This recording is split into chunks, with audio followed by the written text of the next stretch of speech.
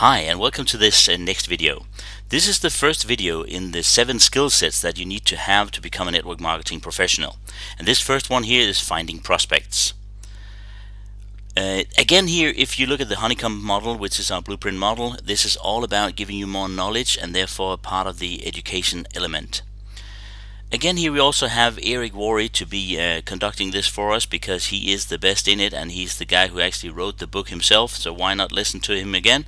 And here's his first skill sets we plucked out of his course that is really a tremendously long course that we have taken some additional steps out of. So here we go. Let's let Eric go on with skill set number 1, finding prospects.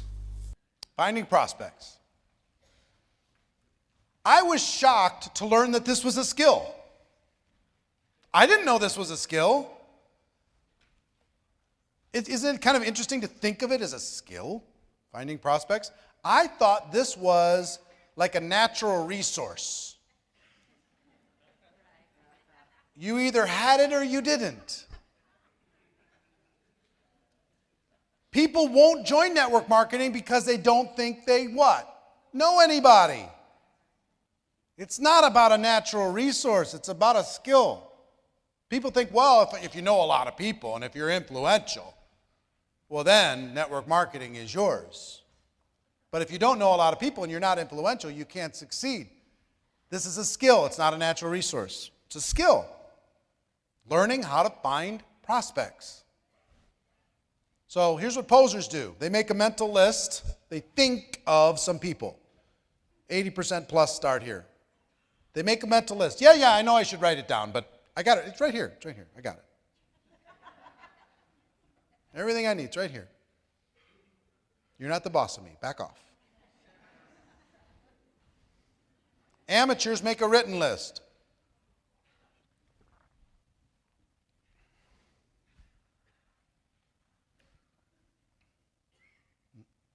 Amateurs make a written list and they immediately start to drain the list. And as the list drains, their anxiety grows. That's what happened to me. I made my list. Took my dad's list, and then I made my list. And I started to drain the list. I've heard that there's 3 pearls out of every 100 oysters. Mine must be at the bottom.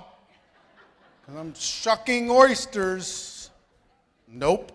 No skill. You know, I'm not opening him with an oyster tool, I'm bashing him with a hammer. Smash, smash, smash. Some of them might have an oyster in there, but we'll never know. Smash, smash, smash. Next. I heard the word next at my training. Next.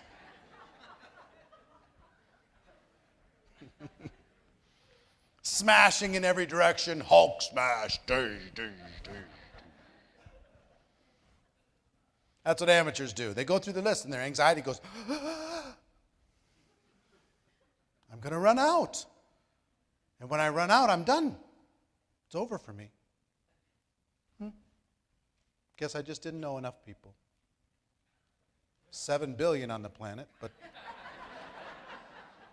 guess I just didn't know enough. It never dawned on me that this was a skill until probably 3 years in. It never dawned on me that here's what professionals do. They create what I call an active candidate list. It's not a list that they build and they start to drain. And a lot of people have big problems with network marketing because of warm market. Oh, I don't want to talk to my friends. I don't want to talk to my family. Code word, I've done this before and they're not going to accept me. Right? Warm market is not where we end up, it's where we start.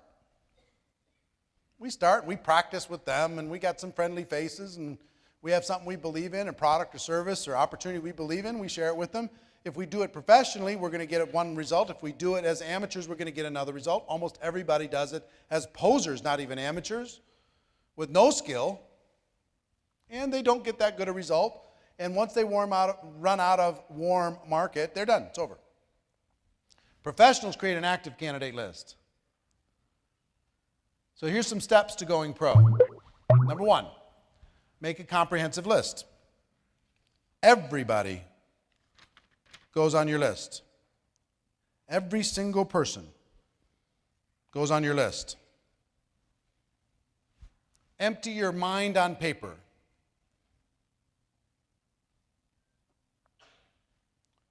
They go find every list they can possibly find.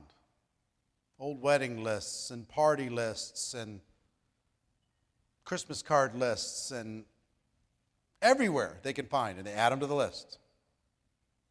All organizations that they've ever been a part of, they think about those people and they add them to the list.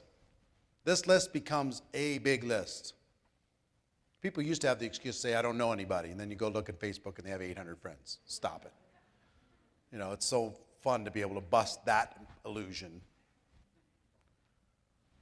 Pull every single contact out of your cell phone and add it to the list. Back in the day, if somebody created a list of 200 people, that was a big deal. Now every one of your kids has a list of 200 on their cell phone. Go into your email, pull all the people that you know in your email, add them to your list. Then go to social media, and don't be a poser or an amateur, but add the people that you actually have and some interaction with to your list. People you'd say, they're a friend. They're not just somebody that I don't know because I really, really wanted to max out my friend list at 5,000, so I started adding everybody. So, social media, add those people to your list. Do not prospect them there. Just don't do it. We'll talk about how we invite people in the next step. But add them to your list. Next, after you've made your comprehensive list, this is just step one. If this was taught in a college course and you were going to be graded by how many people you had on your list and you really needed the grade, how many people could you have on your list? I mean, come on. We play these little funny mental games. If I gave you $1,000 for every person you put on the list, how many people you could put on the list? I mean, all that stuff just to get you to do what you should do because you're acting like you're in 6th grade and not in the real world. I mean, come on. Is it okay if I'm honest this weekend? Is that all right? All right, good. Next step. Oops, I went backwards again. Doggone it. Sorry.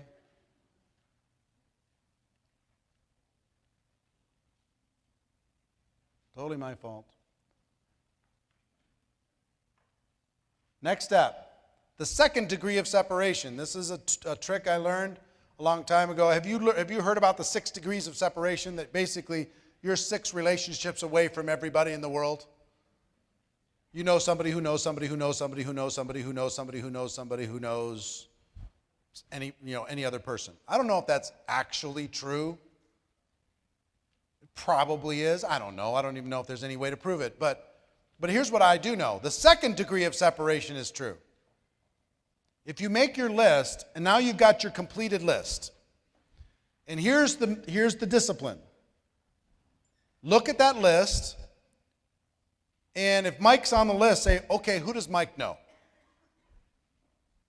And if you can name anybody that Mike knows, that means you know them. See what I'm saying? The second degree of separation. So I go to Janice, I think about Janice, I say, well, who does Janice know? Well, she knows this person, this person, this person. Oh, well, that means I kind of know him too. So it opens up a different part of your brain. The second degree of separation. Look at your list, think about the people they know. Next is constantly expand your list. Constantly expand it. You're going to make your active candidate list. And if you freak out on a bunch of this, it's in here. You're getting writer's cramp. It's all right here. You find a chapter on this whole thing. Okay? So Gina's in the front row with a highlighter. She's going, okay, highlight. That's a little easier. Okay? But if you want to take your notes, I want you to take notes based upon, I want you to train it. Okay? But it's in there anyway. What the professionals do is they develop the discipline of adding 2 people every day. At least 2 people to their list every day. 2 people a day. 2 a day, 2 a day, 2 a day. And you're already meeting people that could go on your list.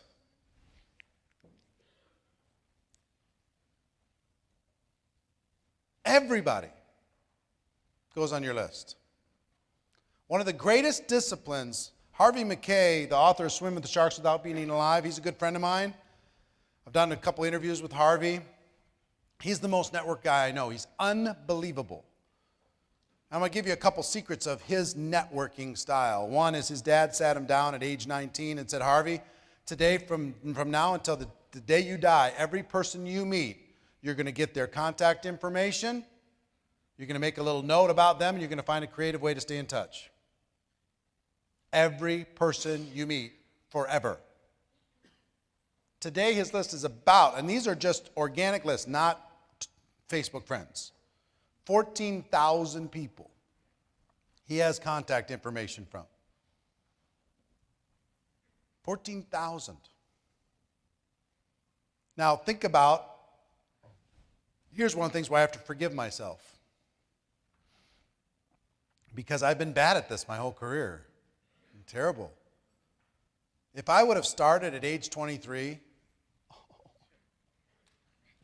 with how many hundreds of thousands of people I've met, people who've moved on, their company blew up, something happened, but if I would have stayed in touch, the opportunities would be, I'd be earning millions a month. Just from the relationships. Just with a creative way of staying in touch over the course of 25 years. Here's the good news. You can start right now. You know, if you start right now, this is a core skill. What you have to do is raise your awareness and pay attention.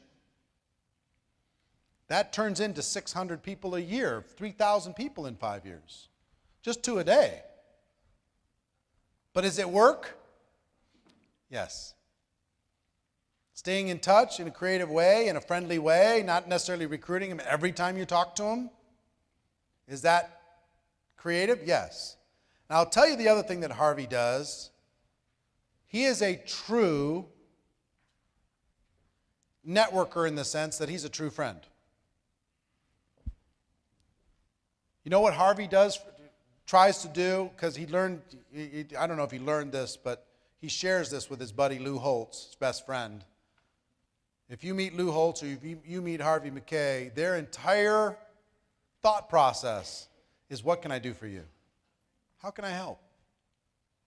I've got some influence. I got this. I got that. Can I help you? So when we were struggling with some immigration issues with our son, who we finally got approval on, called Harvey and said, Harvey, would you help? Just as, you know, is there anything you can do? Harvey went to work. Harvey called senators. He got government officials on the phone. He called the biggest fundraisers in the state and said, I need your influence. Now, that process wasn't actually even successful because there were some laws involved with the way everything happened. But I'll never forget it. Never forget it. If Harvey wants something from me, he's got it. Done. Wants me to promote his book? Promoted. Consider it done. He's my friend, man. So if you look for ways that you can contribute to other people's lives instead of just recruiting them all the time on your list, you will become one of the most influential people in the world. People will not only just be asking, but they're looking for opportunities to give. And Harvey does this, and he never keeps score. He never in his mind says, well, you know, you didn't really pay me back for last time. Never keeps score. He just looks for opportunities to serve. And he serves higher and higher influential people. When they wanted to create the Mall of America, he was the guy who came in and helped. When they wanted to, hire high-level people for the University of Minnesota, he's the guy who came in and helped. I mean, he's served on so many charitable boards, and this, in about 3 weeks, he'll be standing in front of Target in downtown Minneapolis, ringing the bell for the Salvation Army, 80 years old, ringing the bell with his little tin cup at 20 below zero. Because that's what he does. So think about going pro and adding people to your list and then contributing to their lives. You with me? All right, so let me summarize here. 1, network on purpose. Oh, I'm sorry, there's one more thing before I summarize. The 4th area is the network on purpose. Don't hide, get out there. Decide to become a citizen of the world. Get out there, meet some people, shake some hands, say hello. One of the exercises that we did in the last 2 years, and I can't do this year, I wish I could, I can't do it. Here was the exercise that we did during the lunch break, is we gave people a scavenger hunt form. And we had people pair up with somebody they didn't know. And the scavenger hunt form was filled with different kinds of people. You had to find a mother with 7 children. You had to find somebody who owned a horse. You had to find somebody who owned a Lamborghini. You had to find somebody who was a millionaire.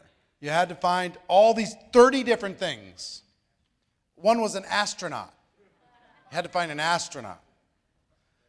And you got 2 hours, ready, go. And we did this down on the strip. So you can go out in the street. People went out in the streets. They went everywhere like crazy, just finding out that if you get out there, you could just say hi to people and have fun, and it's fun. You have a good time. And we had, 4 people that had 29 and 2 people that had 30? They found an astronaut. Are you crazy me? It's like, what the heck? In 2 hours, could you create a game and go meet 200 people in 2 hours like they did? And all they did, let me tell you something, all they did is they brought their list out and said, hey, I'm involved in something, we're having fun, I've got this event, do you meet any of these criteria on this list? And the person would say, well, yeah, I'm that one. Will you sign it to just prove that you did it, that you were the one? Yes, okay, I'll sign it. Could you not play a game with your organization, say, we're going to go out, and I've got to prove that I met 100 people and I made friends with 100 people over the course of one weekend. Would you be one of my 100? Will you put your email address and I can just stay in touch? Let you know how I did. Hey, could you play around with this and network on purpose? Yes, the answer is yes. That exercise shocks people. The reason why I can't do it here is we're at the Green Valley Ranch and the hotel would kill me. Down there, people could get out of the hotel. When we did it at Monte Carlo, it lasted about a half an hour before everybody said, hey, out on the street, you crazy people. Because, we were hitting every blackjack table, hold on, every restaurant, the whole deal.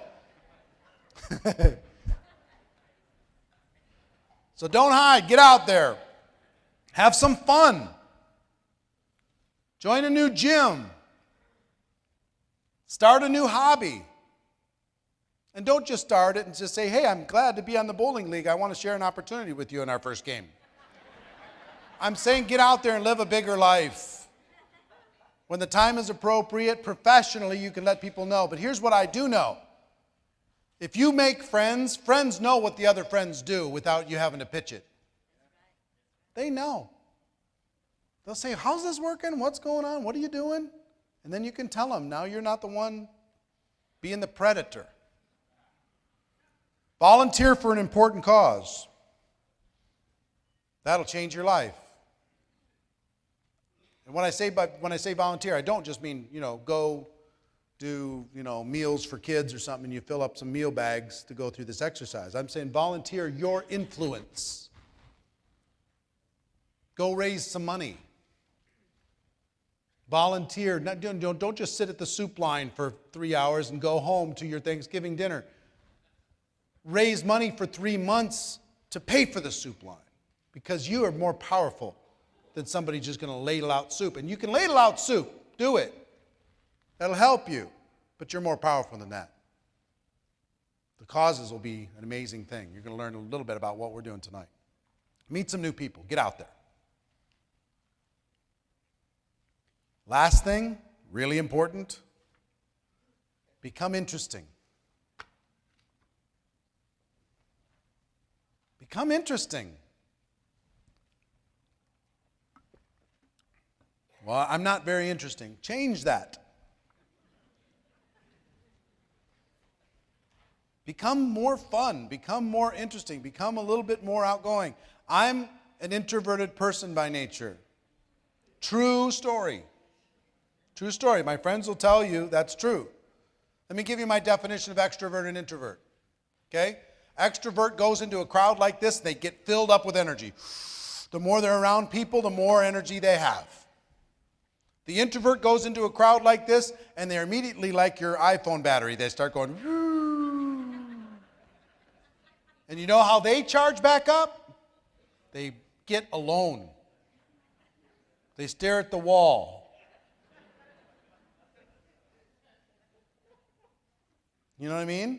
That's me. When I'm done with this, I'm up for this weekend. I am all in. As high octane as I've ever been in my life and will ever be, maybe. But what I will tell you is, come Monday, don't call me. On Monday, Tuesday, and Wednesday, I'm going to be sleeping. I'm going to be drooling and staring at in the corner. Slowly, the battery charge is going to start in my toes, and it's going to work up to my head. That's me. But for this weekend, I can meet everybody. I'm assuming everybody I see in the hall is part of the group, so I'm saying hi and high-fiving. They might not even be part of the group. High five, man. I'm going. We're out there having fun. Get out there. Be interesting. Be fun. Be that life of the party. Even if you're going to be tired afterwards. Right? Even if you're going to be tired. Like last night at the VIP dinner, I was tired. But I still went around to every table, and we took pictures, and we high-fived, and we had fun, and overlooking the fountains in the Eiffel Tower restaurant. It was just amazing. Awesome. But I needed to go back to my room and stare at the fireplace for a little bit. Last night, I really did. Marina's like, you okay? I'm like, I'll be okay. I'll get there, because it was 12 hours. 6 hours on Wednesday, 6 hours on Thursday, plus 3 hours last night. Battery was a little empty, but now I'm good, good to go. So become interesting, become fun, go get out there. Now, so 1, you're going to make a comprehensive list. 2, the second degree of separation. 3, constantly expand your list. And 4, network on purpose. Network on purpose. Got it? This is a skill. And we'll know if you're serious about this skill, if by the end of this weekend your comprehensive list has been reborn. One of the best things I would suggest everybody do at every single event, redo your list. Make a fresh list. It'll refresh your brain looking at the old tired list. Make a new list. Think about the second degree of separation. Think about how you've expanded or what you're going to do to expand it. And I know I've got somebody who's really becoming a pro if they're adding 2 a day. Network on purpose, get out there, become interesting, become fun.